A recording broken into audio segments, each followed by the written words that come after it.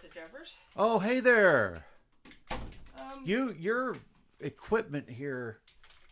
I don't know if you realize this, but did you realize there's this huge fount of information? the internet? No, Yes. no, not the internet, but this in particular. Oh, See? Wikipedia? Yeah. You can find stuff about everything on there. I was looking stuff up for one of the questions. Oh yeah. That I said I had last week. Yeah. I'm feeling a lot better now, by the way. I'm very glad you are. Yeah, That was so, you were starting to worry me a bit. But backing up just a tad, Professor Jeffers, you are aware that not everything on the internet is gospel, right? What's gospel? That's probably not the best way to word that. Okay. There are people out there that have not accurate information that they will put out on the internet for people, which is what we're trying to combat, right?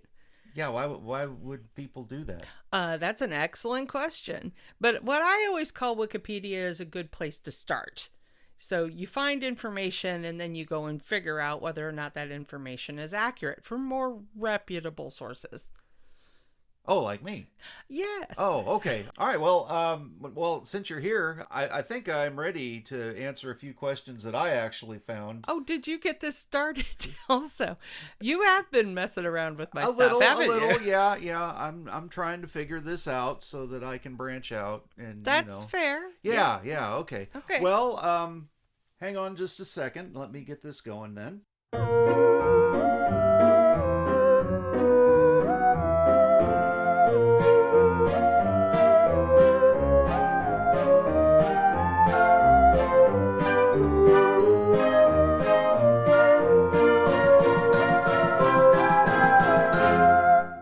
And hello, and welcome to Cryptid Remarks. I'm Professor Edward Jeffers. And I'm Wilma Chronicle. Yes, and we are back, and I actually found a few questions myself, and we are going to look at them. They're all from the same source, Clayton. Them, I believe they sent us a question very early on. I don't remember if it was the first episode or the second. Ooh, we might have repeat listeners. That's nice. That would be nice, yes.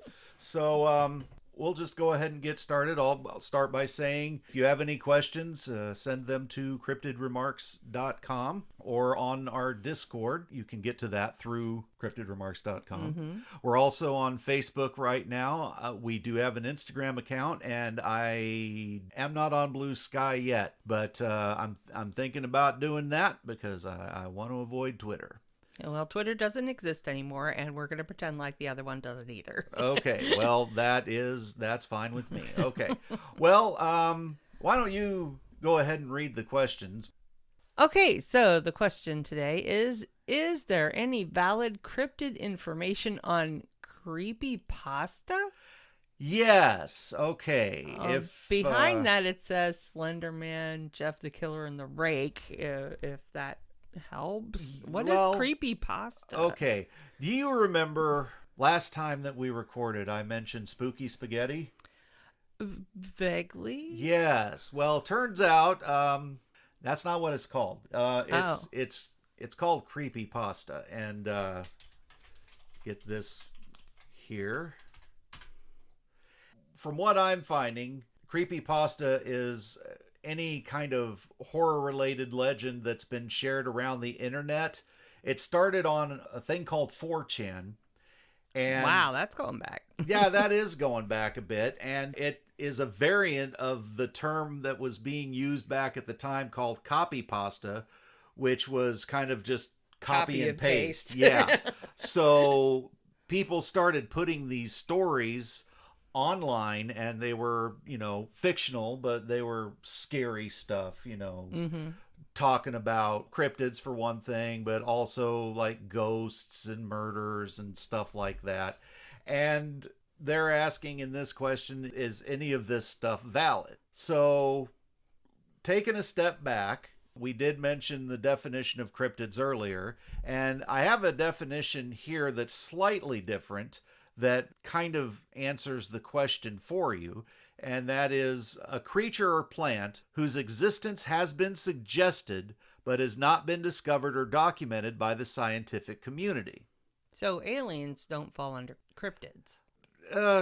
Technically, kind of. But Because it is a creature. Because it is a creature. But if you look at it through that light, then if you have a story that's been presented to the public that has something in it, technically that could be considered a cryptid because it's been suggested, but it hasn't been discovered or documented.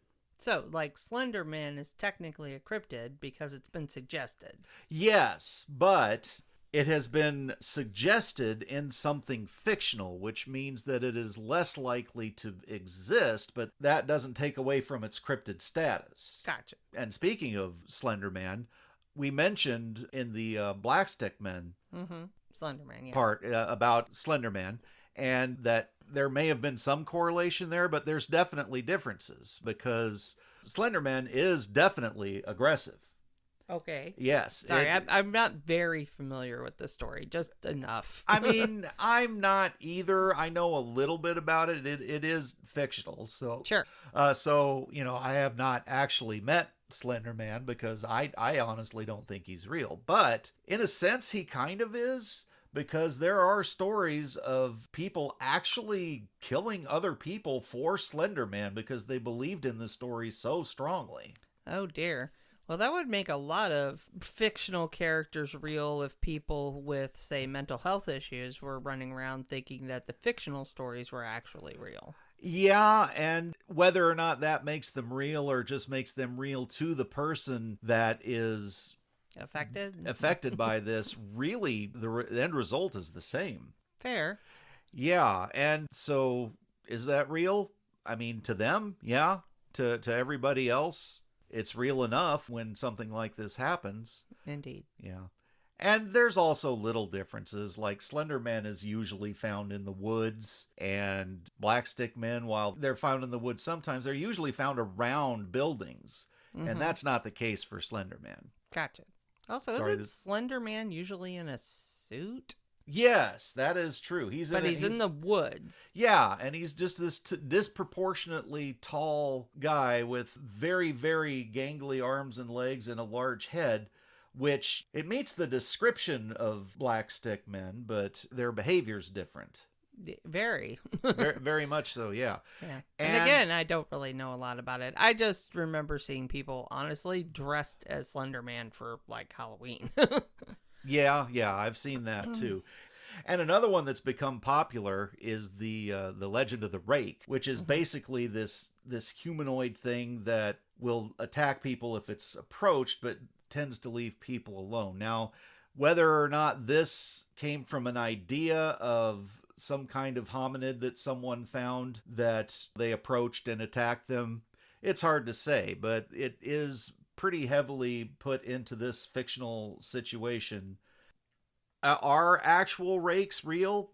Possibly, but the presentation is fictional, so it makes it a little bit harder to want to follow up on something like that. Oh, okay, I see what you're saying. Yeah. Like, we could not prove Santa Claus is not real, but his presentation makes him appear to be. Yes, because a lot of the lore that we have on him is about the stories of him doing Christmas stuff. And a lot of people's belief in him. Yes, exactly. And even those who don't believe in him are going along with it for the sake of the children, for example. For the sake of the children, yes, yeah. It's a shame that I kind of went missing there over December. It would have been interesting to do a deep dive on some holiday-related cryptids. We may have to think about that for next year. Indeed. Assuming I don't go walking in the woods and find a little thorn in my neck and wake up a month later again. Fair. Yeah. Okay, let's see some other ones. You've heard of the Skinwalker? Are we talking about Nagloshis?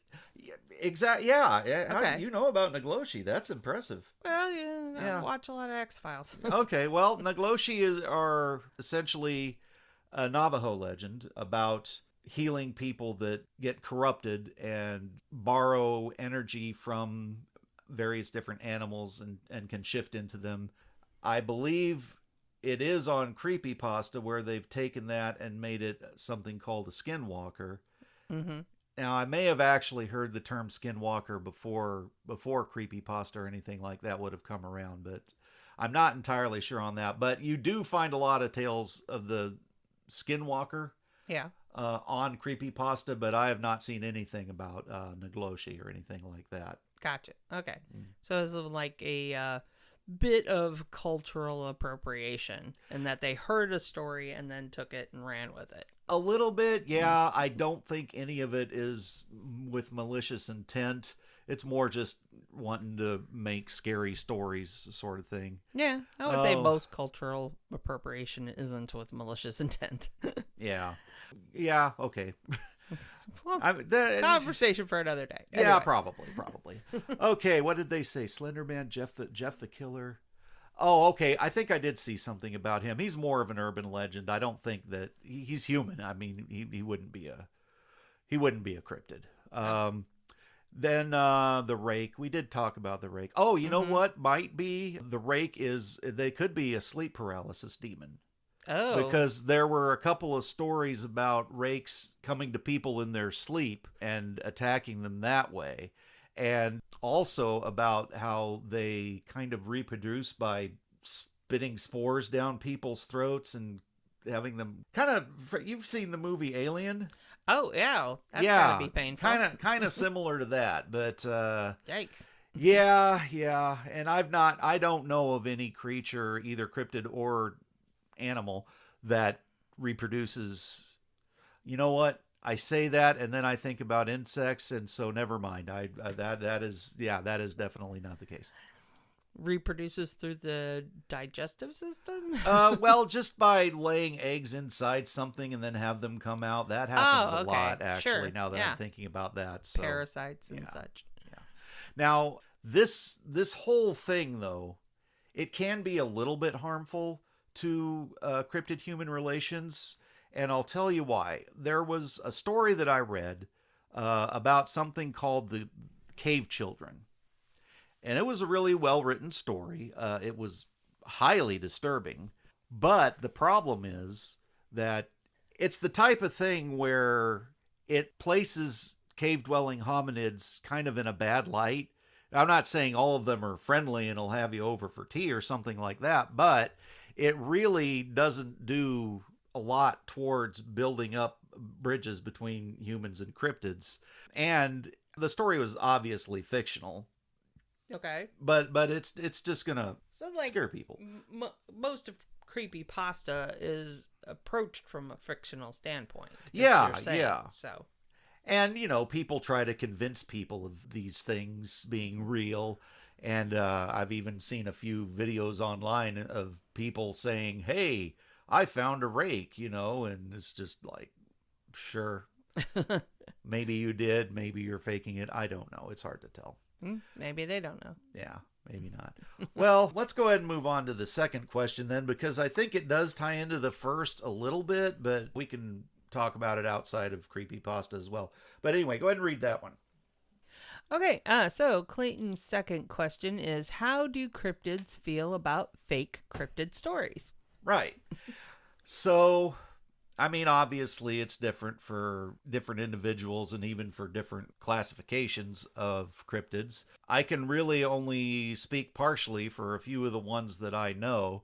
I would say someone along the lines of Jessica Mothman, who basically is working to protect humanity and would like to see closer ties, at least on creepypasta. I can't see her getting behind that at all, because it just, again, paints Mothman in a bad light. Oh, yeah. And, I could see that being a problem. Yeah, and some of the movies and culture around Mothman actually laud the race. And specifically Jessica, even though they don't realize who that is. Sure. As protectors and friends of the human race. But there are still those out there that have stories about Mothman being dark and attacking people. And I think it's just kind of hurtful to them, Well, sure, but how much of that is just misinterpreting the situation? Oh, I'm sure most of it is, because if you see something that you can't explain show up and it scares you and then something tragic happens, you're going to think, well, it was that thing's fault, not, oh, that thing was trying to warn me what was going on. Sure. Exactly. Right. Now, on the other side of that, if you take someone like Jackie, the jackalope, and they hear these stories like this and they think, oh, that's nice. That's going to make people more scared of me, because jackalopes are usually a little skittish. And while they can be aggressive and attack, a lot of times they'll just try to hide. And if they see someone that looks at them and says, oh, that could hurt me, I'm going to go away from it instead of attack it, then pretty happy about that, I would think. I would think, especially if you just want to be left alone. Right. And then people like Anna, my old teacher, the deer woman, I think pretty neutral, really. There's pluses and minuses to it. Sure. And the same thing, the Ozark Howler that I talked to a while back that didn't want to be named. Yes. I think it's the same kind of thing where their thought process would be, I am happy that this is making people kind of stand back from me, and yet I'm also a little annoyed that they're making me look like I'm just going to attack them on sight. When usually I just look up and be like, "Oh, people, nice," and then leave. It's sure. That makes sense. And well, how about, you said you knew Golem? Oh, Frank? Yeah. What do you think he would think? I think most of the time he finds those kinds of stories just absolutely hilarious. Like the whole weeping angel thing. He thought that was hysterical. Because he's made primarily of what looks like stone, people don't pay much attention to him because he just looks like something that's supposed to be there. So if somebody would take a close look at him, he probably would be holding in his laughter. He mostly finds all of that very weird. Okay, you just put an image in my head of him just standing there real still, someone coming up real close, and then suddenly he barks out a laugh, and then they just... No, it's mostly like him being completely still until they leave, and then he pulls out a snicker. And then they might look back, trying to figure out what snickered at him, but he's just standing there, until he leaves. And like nothing, kind of thing. Yeah. Oh, okay. Well, we got one more question. Might as well try to get it in there. I think we've got time. Go ahead and read that last one of Clayton's. How often do non-cryptid animals get confused as cryptids or vice versa? I would have to say the short answer on that is more often than you might think. I was like pretty much all the time. Yeah. And this question alone just makes me feel incredibly sorry for bears. Just bears in general? Yes, because so many cryptids get mistaken for bears. And in fact, to the point that Clayton sent me a meme when he sent these questions of all these different cryptids and what they've been misidentified as. All of them were bears. Did you put that on the Discord page? I think I might have put it on Discord or Facebook. I'll have to look and make sure. But definitely put that up there, because that kind of thing's hilarious. Yeah, so if you are on our Discord or want to join it, look for that, because that was funny.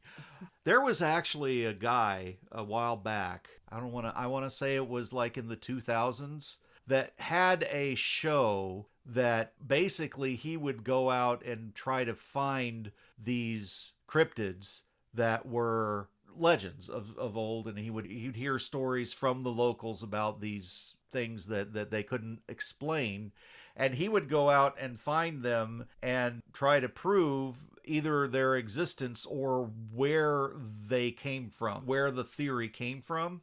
Okay. The guy's name was Richard Terry. Oh, Man v. Monster. Oh, yeah, that was the name of it. Yeah. And Richard Terry's my spirit animal. Oh.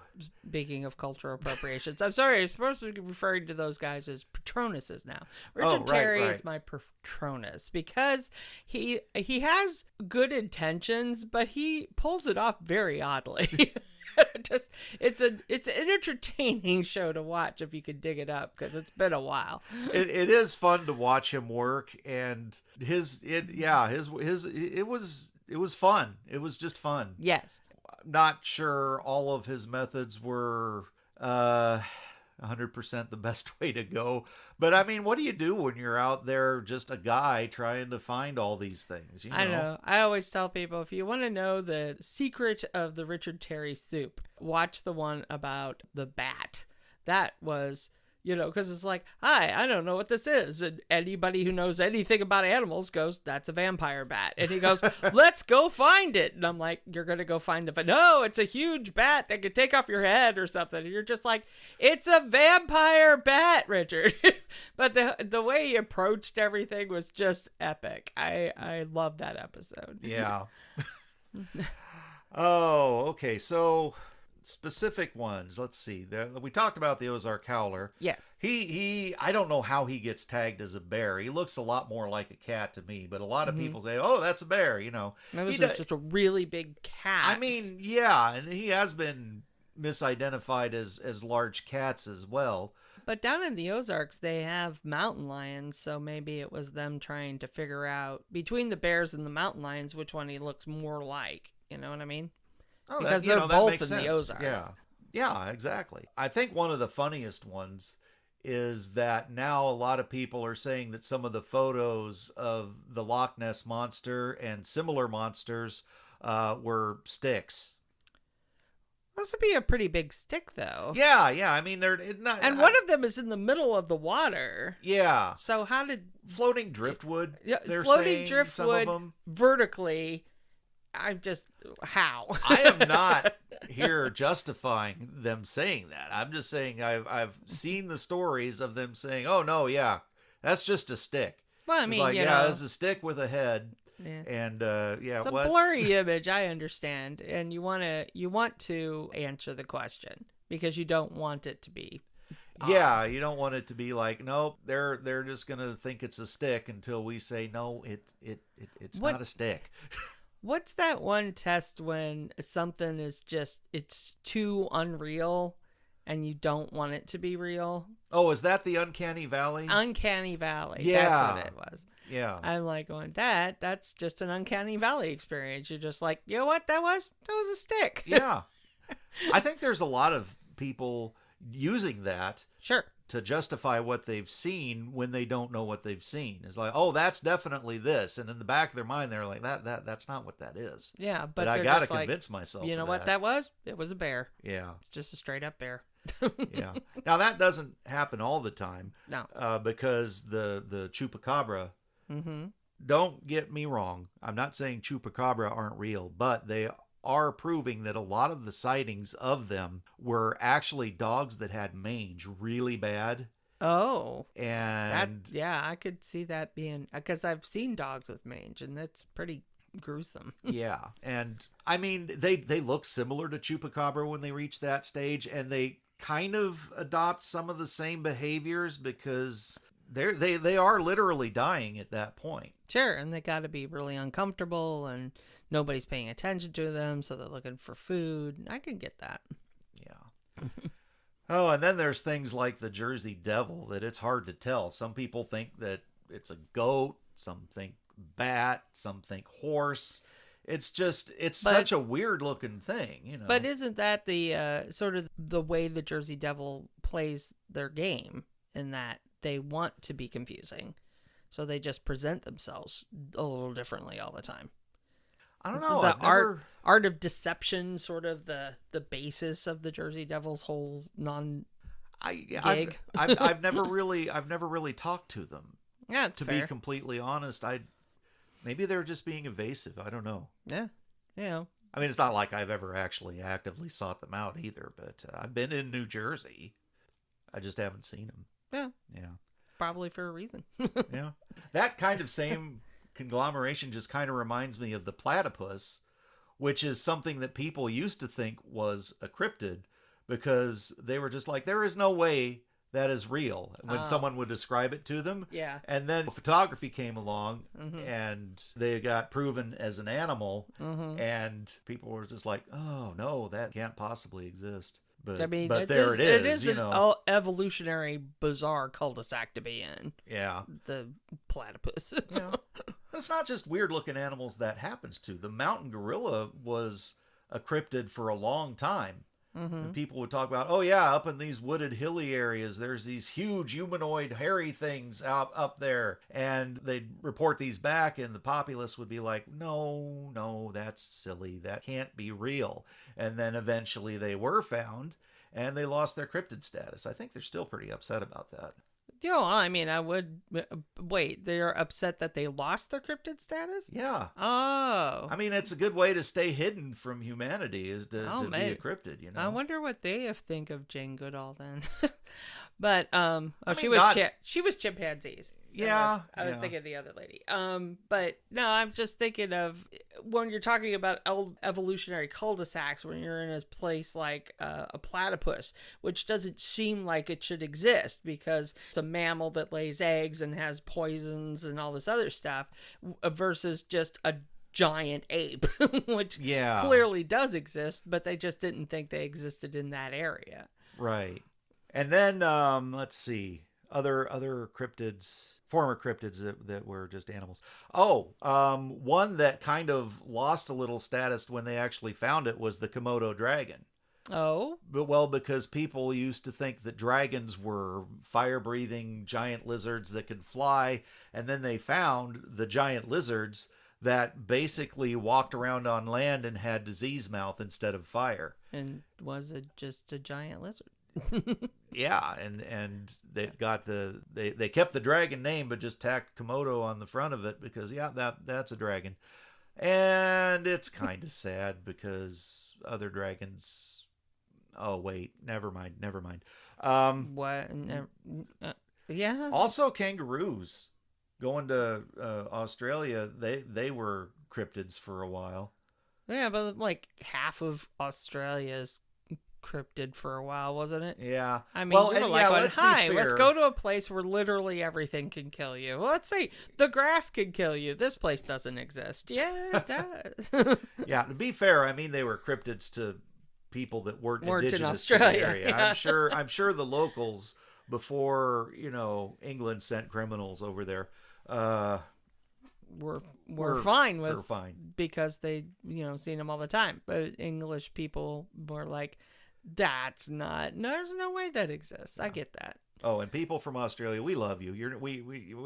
I know that not everybody in Australia is a criminal. I'm just saying that's part of how white people ended up there. So indeed. I used to work with a lady from Australia. She thought that our not everybody here is petrified of like bees, for example, or stinging insects.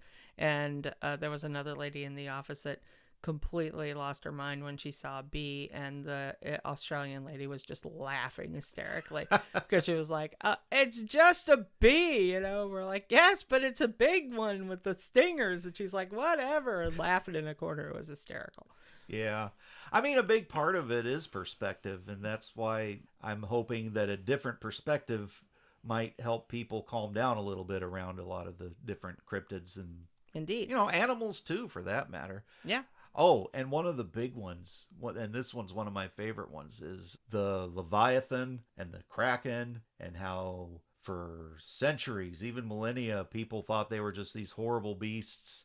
And then eventually we did find the giant squid. Oh, okay. I see what you're saying. Yeah, and that was pretty much exactly what the stories of old were talking about. So, sure. Yeah. Yeah.